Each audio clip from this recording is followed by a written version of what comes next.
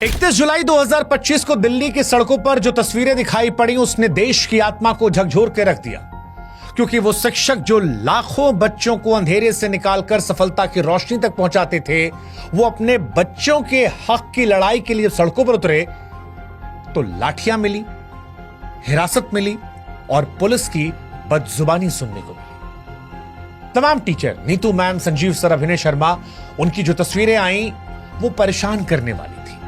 परेशान इसलिए क्योंकि गुरु अपने छात्रों के हक की बात करने आए थे। एक टीचर का टूटा हुआ हाथ दिखाई पड़ा और तब लगा कि ये उस व्यक्ति की चोट नहीं है, उस व्यवस्था की गूंगी बर्बरता का प्रतीक है जो इंसाफ देने से डरती है। सवाल उठा कि क्या यही वो भारत की कल्पना है जो हमने की है, जहां गुरु को सजा मिलती है क्योंकि वो अपने बच्चों के लिए आवाज उठा रहा है। सच कहें तो ये जख्म सिर्फ शरीर पर नहीं है, हर उस मेहनतकश युवा की उम्मीद पर लगे घाव हैं जो दिन रात मेहनत करके नौकरी की आस लगाए बैठा है। ये हर उस मां बाप की पीड़ा है जो बच्चे को बेहतर कल देना चाहती है। और इसीलिए हम कह रहे हैं कि ये सिर्फ एक प्रदर्शन नहीं है, ये उस व्यवस्था के खिलाफ एक चीख थी जो पारदर्शिता का दावा तो करती है लेकिन सवालों से आंखें चुरा लेती है।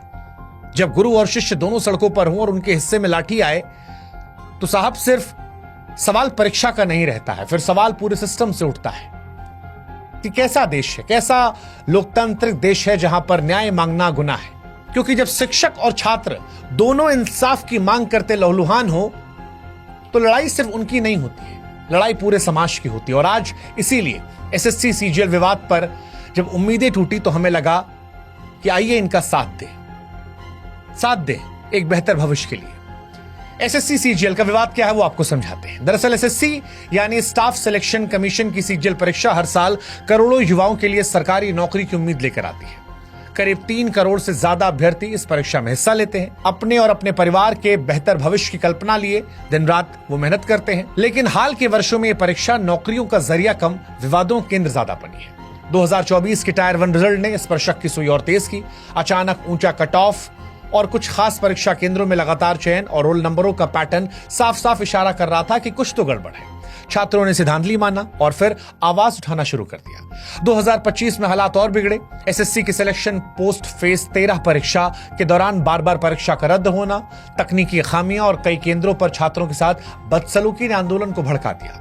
हजारों अभ्यर्थियों और शिक्षक दिल्ली चलो आंदोलन के तहत दिल्ली के जंतर मंतर और कई और इलाकों पर प्रदर्शन करने पहुंचे, न्याय की मांग कर रहे थे। लेकिन इस न्याय की मांग के बीच में इन्हें लाठियां, गिरफ्तारी और इनके गुरुओं की पिटाई को देखना पड़ा। जो शिक्षक अपने छात्रों को देश के निर्माण की राह दिखा रहे थे आज लहूलुहान थे।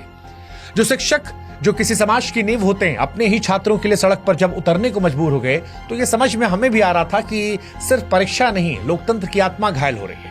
और नीतू मैम, अभिनय शर्मा या भोला यादव, आदित्य रंजन, ये आज सिर्फ एक कोचिंग सेंटर के शिक्षकों के नाम नहीं थे, ये उस आवाज का प्रतीक थे जो छात्रों की उम्मीदों के लिए आज सामने आए थे।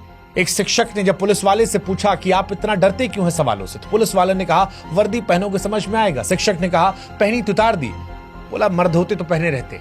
इस तरह के शब्दों का चयन शिक्षक को लेकर मर्दानगी का जिक्र करना, समझ नहीं आ रहा था कि किसे बचाया जा रहा है, किसे छिपाया जा रहा है, क्योंकि हक की बात करना कहां से गलत हो जाता है। वो पुलिस वाला भी जो नौकरी कर रहा है उसे भी किसी ने पढ़ाया होगा। और क्या बात रखने के लिए डंडा पड़ेगा?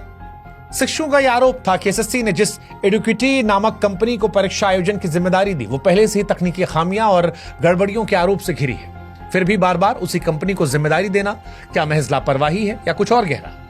क्या ये एक सुनियोजित खेल नहीं जिसमें छात्रों का भविष्य दांव पर लगाया जा रहा है? लाखों युवा हर साल मेहनत करते हैं, सालों का संघर्ष होता है, उनके परिवारों की उम्मीदें होती हैं। क्या ये सब कुछ एक ऐसी कंपनी के भरोसे छोड़ देना ठीक है जिसकी साख पर पहले से सवाल है?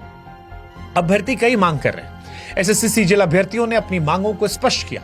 ये मांगे न केवल उनके हक की लड़ाई थी बल्कि एक पारदर्शी और निष्पक्ष व्यवस्था की स्थापना की तरफ इशारा कर रही थी। पहली मांग थी एडुकेटी पर प्रतिबंध। इस कंपनी की तकनीकी अक्षमता और संदिग्ध भूमि के चलते छात्र कह रहे हैं कि इसे परीक्षा आयोजन से हटाया जाए। दूसरा, परीक्षा और परिणाम की तारीखें तय हो। यूपीएससी की तरह वो भी कह रहे हैं कि एसएससी भी एक निश्चित कैलेंडर जारी करे जिसमें परीक्षा और परिणाम की तारीखें शामिल हो। तीसरा, पारदर्शी नॉर्मलाइजेशन प्रक्रिया, नॉर्मलाइजेशन की प्रक्रिया में पारदर्शिता हो ताकि अभ्यर्थी को शक न रहे। चौथा, परीक्षा का उत्तर उचित हो। प्रश्न पत्र में गलतियां ना हो और एक ही सवाल अलग अलग पालियों में ना पूछा जाए। 5वां, नियुक्ति में तेजी। भर्ती प्रक्रिया पूरी होने के बाद नियुक्ति तुरंत हो, ना कि पुरानी भर्तियों के कारण रुकी रहे। 6, वेटिंग लिस्ट। चयनित अभ्यर्थियों के बाद वेटिंग लिस्ट जारी की जाए। 7वीं, परीक्षा केंद्रों की सुगमता। केंद्र दूर दराज या पहुंच से बाहर ना हो, यातायात और बुनियादी सुविधाएं उपलब्ध हो। इसके अलावा प्रशिक्षित स्टाफ की मांग थी निष्पक्षता के साथ कि केंद्रों पर जो प्रशिक्षित कर्मचारी हों, इसके अलावा अभ्यर्थियों के साथ दुर्व्यवहार न किया जाए और तकनीकी खामियों का अंत हो। सर्वर धीमा, सिस्टम हैंग होने जैसी समस्याएं जो हैं वो खत्म कर दी जाए। अब ये कोई असंभव मांगे नहीं है या कोई ऐसी नाजायज मांगे नहीं है। ये एक ऐसी व्यवस्था की मांग है जो निष्पक्ष, पारदर्शी और अभ्यर्थियों के प्रति जवाबदेह हो। हर कुछ सालों में जब एसएससी का नाम बार बार विवादों में आता है, धांधली के जरिए, पेपर लीक के जरिए अभ्यर्थियों का भरोसा टूटता है, तो फिर ये मांगे नाजायज नहीं लगती हैं। 2017-18 में जब लाखों युवाओं ने पेपर लीक के खिलाफ सड़कों पर आवाज उठाई थी, तब कहा गया था कि सीबीआई जांच होगी, सुधार होंगे, लेकिन हुआ कुछ नहीं। वही ढाक के 3 पार। ना कोई जवाबदेही तय हुई, ना व्यवस्था बदली। और अब जब 2024 में फिर वही कहानी सामने आई तो छात्रों को झटका लगा और इसी वजह से ये छात्र जो हैं ये खुलकर निकलकर सामने आए। लाखों अभ्यर्थी समझ ही नहीं पाए पिछली बार कि चयन से चूक कैसे गए या किसी और की सेटिंग कैसे उन्हें आगे निकाल गई।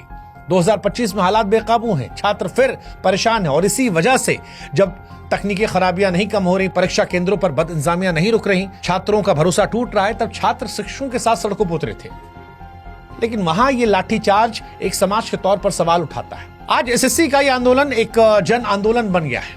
अब सवाल उठ रहा है कि क्या इसे सुना जाएगा, समझा जाएगा, या जो आज तस्वीर दिखाई गई वही रवैया आगे रहेगा। हालांकि ये पहला मौका नहीं है। बीते कुछ सालों में, चाहे वो रेलवे रिफॉर्म की बात की जाए, शिक्षक भर्ती की बात की जाए, तमाम ऐसे संगठन हैं जो अपनी मांगों को लेकर सड़कों पर उतरते हैं और जब भी वो उतरते हैं तो उनकी मांगों को ऐसा लगता है कि अनसुना कर दिया जाता है। इस बार भी एसएससी अपनी खामियों को ठीक करने की बजाय ऐसा लग रहा कि आंख मूंद रहा है। क्या यह महज नाकामी है या जानबूझकर की जा रही लापरवाही ताकि भ्रष्ट तंत्र को पाल पोस कर जिंदा रखा जाए? अभ्यर्थी अब सिर्फ परीक्षा नहीं, जवाबदेही की मांग कर रहे हैं। उनका साफ कहना है कि जब तक एसएससी के शीर्ष अधिकारियों को जवाबदेह नहीं ठहराया जाएगा, तब तक ऐसी कंपनियों से पल्ला नहीं छुड़ाया जा सकता जिनकी साख संदिग्ध है। तब तक ये सिलसिला चलता रहेगा। यह आंदोलन अब सिर्फ रिजल्ट का विरोध नहीं, सिस्टम में छुपी उस चुप्पी और चालाकी का पर्दाफाश है जो हर कुछ साल में लाखों सपनों को चलती है। और आज इसीलिए सोशल मीडिया अभ्यर्थियों और शिक्षकों के लिए हथियार बना है। तमाम जो छात्र हैं वो अलग अलग हैशटैग के जरिए लाखों ट्वीट कर रहे हैं, एक्सपर्ट टॉप ट्रेंड कर रहे हैं। अभ्यर्थी अपनी अपनी कहानियों को साझा कर रहे हैं, कैसे उन्हें सालों की मेहनत की और कैसे आर्थिक तंगी में परीक्षा दी, कैसे एक भ्रष्ट व्यवस्था ने उनके सपनों को चल दिया। लेकिन सवाल यही है कि क्या सोशल मीडिया की आवाज सिस्टम में कानों तक पहुंचेगी या सिर्फ डिजिटल शोर रह जाएगी? जब अभ्यर्थी सड़कों पर उतरते हैं तो लाठीचार्ज होता है, जब शिक्षक बोलते हैं तो हिरासत में ले आता है। और यही सवाल होता है कि क्या लोकतंत्र में हक मांगना गुनाह है? लाठीचार्ज और हिरासत के बावजूद अभ्यर्थी शिक्षक हार नहीं मान रहे।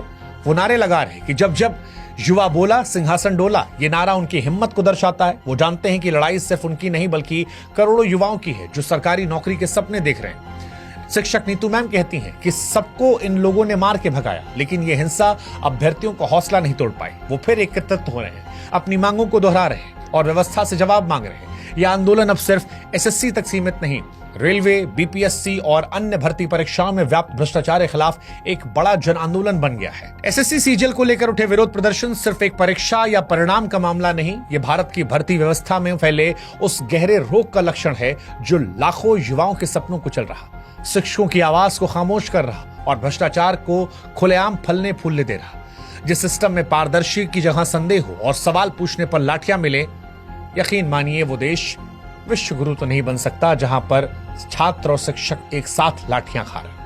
उम्मीद है सरकार, सिस्टम इस पर ध्यान देंगे। सरकार के पास दो रास्ते हैं, या तो छात्रों की आवाज सुने, शिक्षकों की बात माने, उनकी मांगों को गंभीरता से लेकर उन संदिग्ध कंपनियों पर कार्रवाई करे, कार्यप्रणाली को बेहतर करे, पारदर्शिता और जवाबदेही सामने लाए, या फिर चुप रहकर इस पूरे भरोसे को रसातल में जाने दे जिसकी बुनियाद पर यह देश खड़ा है।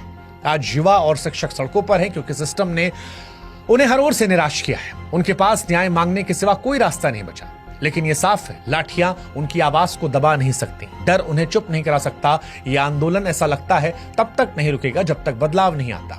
सरकार से हमारी भी गुजारिश है, इतिहास भी यही कहता है कि भारत के युवाओं ने जब भी अन्याय के खिलाफ आवाज उठाई तब सिंहासन हिल गया, पूरी व्यवस्था हिल गई। बेहतर है कि भारत के करोड़ों छात्रों की अलग अलग विषयों को लेकर चिंता जो है उसे अनसुना ना किया जाए, उसे सुना जाए, नहीं तो कहीं ऐसा ना हो कि इतिहास फिर से खुद को दोहरा जाए। इसी उम्मीद के साथ हम उम्मीद करते हैं कि वो कानों तक जो आवाज नहीं पहुंच रही वो पहुंचेगी, और इन छात्रों को, इन शिक्षकों को हमारा भी समर्थन है। जय हिंद, जय भारत, नमस्कार।